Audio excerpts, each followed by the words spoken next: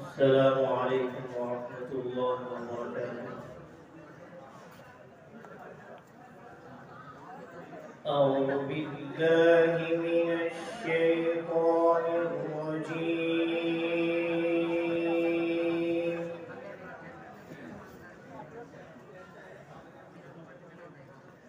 بسم الله الرحمن الرحيم.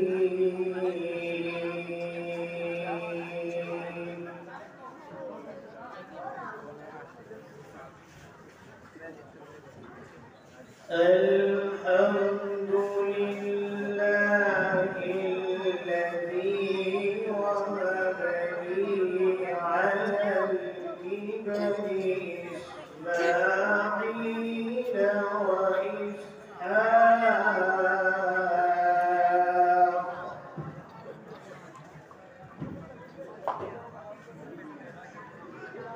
إن ربي لسميع الدعاء.